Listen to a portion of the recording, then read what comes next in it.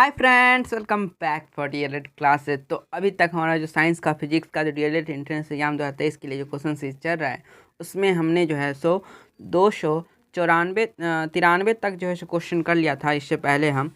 अब अगर आपने वो वीडियो नहीं देखा है तो हमारे जो है इसका प्लेलिस्ट बना हुआ है, आप चैनल पे जाके उसके प्लेलिस्ट में, एंट्रेंस एग्जाम के प्लेलिस्ट में इसके पहले वाले क्वेश्चन और दूसरे अन्य सब्जेक्ट जो मैंने भी क्वेश्चन कराए, इंपॉर्टेंट क्वेश्चन है डीएलएड एंट्रेंस एग्जाम के लिए, तो वो सब आप वहाँ से जाके देख सकते हो।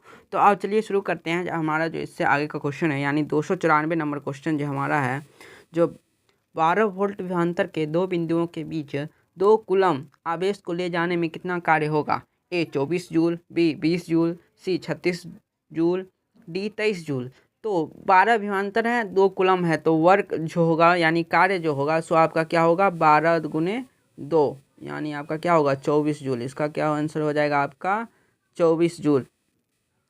इसका ए हो जाएगा। 294 का क्या हो जाएगा ए। उसके बाद हमारा जो है सो 295 नंबर क्वेश्चन है कि 6 वोल्ट की बैटरी से गुजरने वाले हर एक कूलम आवेश को कितनी ऊर्जा दी जा सकती है? देखिए 6 वोल्ट की बैटरी है और हर एक कूलम आवेश को कितनी ऊर्जा दी जा सकती है, तो 6 गुने 1 करिएगा तो आपको क्या हो जाएगा, बराबर क्या निकलेगा 6 जूल ही निकलेगा।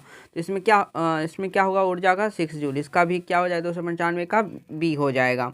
उसके बाद हमारा 296 नंबर क्वेश्चन है, किसी विद्युत बल्ब के तंतु में से 0.5 एम्पियर विद्युत धारा 10 मिनट तक प्रभावित होती है, तो विद्युत परिपथ से प्रभावित विद्युत आवेश का परिणाम होगा 0.5 गुने एम्पियर, जो हमारा जो इसका 10 मिनट समय दिया गया है, और हमारा जो है इसका आई यानी विद्युत के जो हमारा धारा के जो है सो प्रभाव जो है सो 0.5 एम्पियर है। तो इसका जो निकलेगा 296 का वो आपका हो जाएगा 300 कूलम हो जाएगा। उसके बाद 297 नंबर क्वेश्चन है, शुष्क कागज की प्रतिरोधकता है ए 10 के पावर 14 ओम मीटर, बी 10 के पावर 15 ओम मीटर, सी 10 के पावर 12 ओम मीटर, डी इनमें से कोई नहीं। तो शुष्क जो कागज होती है उसकी जो प्रतिरोधकता है यानी 297 का जो सही आंसर है वो आपका जो है सो सी है, यानी 10 का पावर 12 ओम मीटर है।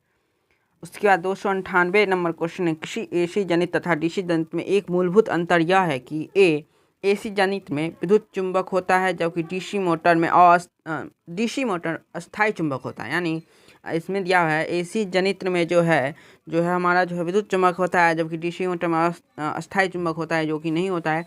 ये अंतर नहीं है। हम आगे क्वेश्चन पढ़ते हैं जो इसका क्या है 299 नंबर क्वेश्चन है हमारा बी डीसी जनित उच्च वोल्टा जो है वोल्टता को उत्पन्न करता है।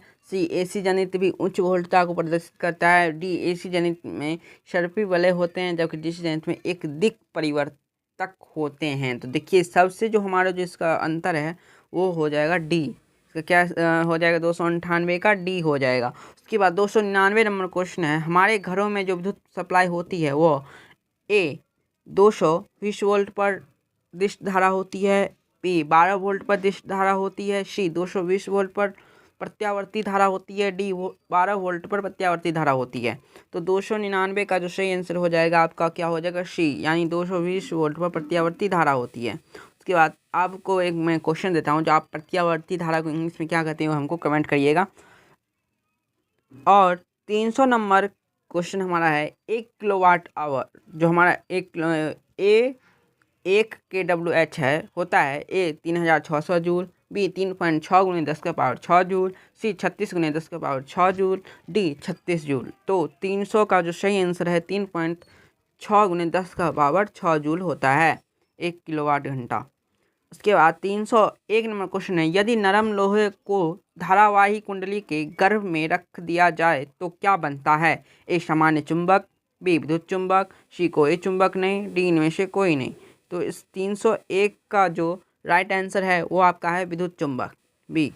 उसके बाद 302 नंबर क्वेश्चन है, विद्युत फ्यूज काम करता है ए धारा के ऊष्मीय प्रभाव पर, बी धारा के चुंबकीय प्रभाव पर, सी धारा के रासायनिक प्रभाव पर, डी इनमें से कोई नहीं। तो विद्युत फ्यूज जो काम करता है ना वो धारा के ऊष्मीय प्रभाव पर करता है। इसका जो ऊष्मारोधी जो होता है सो बहुत हाई जो है सो बहुत होता है, जो अगर हाई वोल्टेज रहता है तो तुरंत पिघल जाता है। उसका तार का जो जो पिघलांक कहिए आप, जो उसका जो उसमें प्रभाव जो रहता है ना, बहुत थोड़ा सा ही रहता है। अगर उस पावर से वो बढ़ता है, यानी कि वो तुरंत जो है वो आपका जो गल जाएगा, जिससे आपका जो शॉर्ट सर्किट जिसे आप कहते हैं वो नहीं हो पाता है। आपके फ्यूज़ के माध्यम से ही, आपके जो घर में फ्यूज़ लगा रहता है उसके माध्यम से ही आपका जो बल्ब, टीवी, घर में जो पंखा सब है वो शॉर्ट होने से बच जाता है।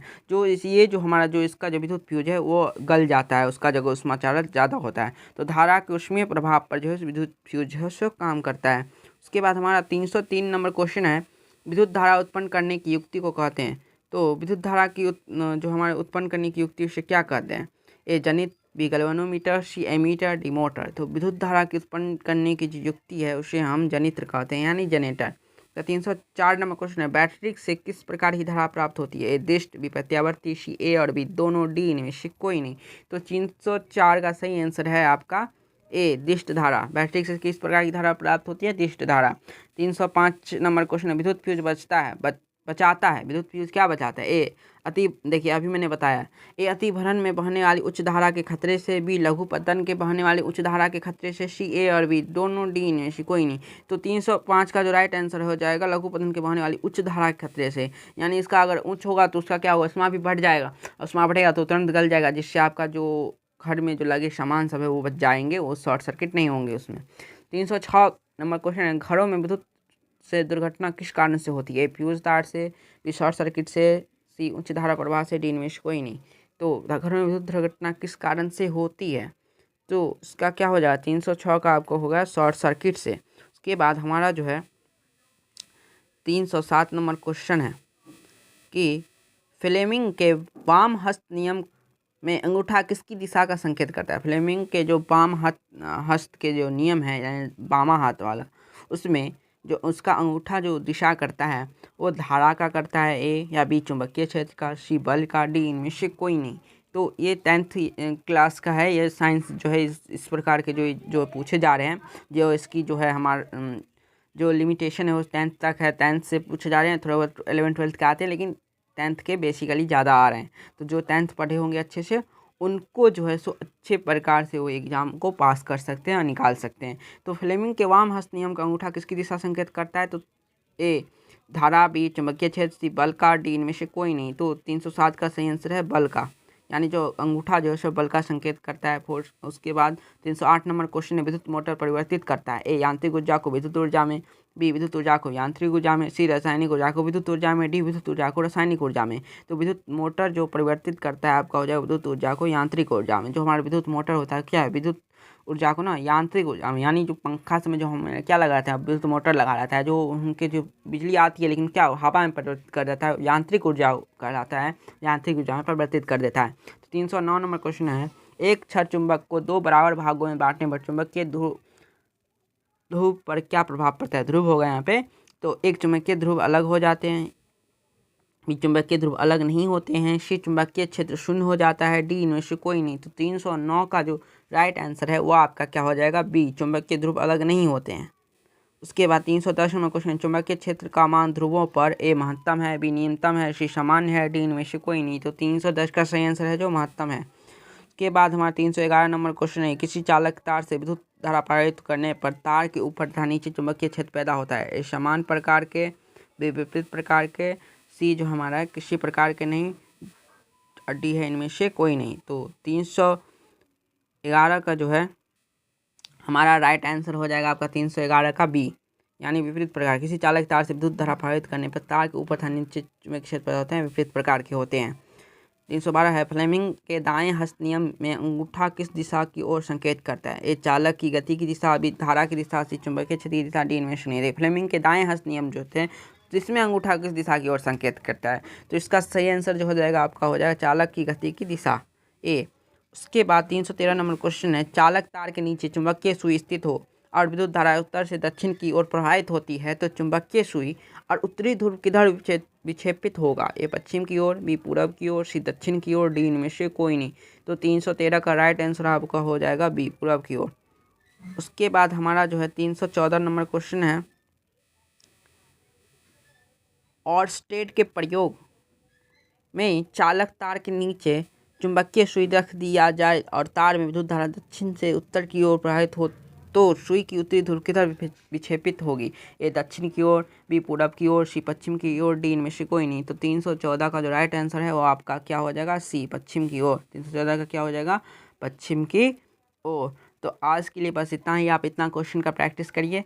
तो अगले वीडियो में फिर से मिलेंगे हम नेक्स्ट क्वेश्चन के साथ। अगर वीडियो अच्छा लगा हो तो आप लाइक करिएगा, वीडियो को ना शेयर करिएगा और एक कमेंट जरूर करिएगा। जो भी मैंने जो पूछा है दृष्ट धारा प्रत्यावर्ती धारा को इंग्लिश में क्या कहते हैं वो आप एक कमेंट करिएगा। बाय, स्टे ट्यून्ड, फिर मिलेंगे नेक्स्ट वीडियो में।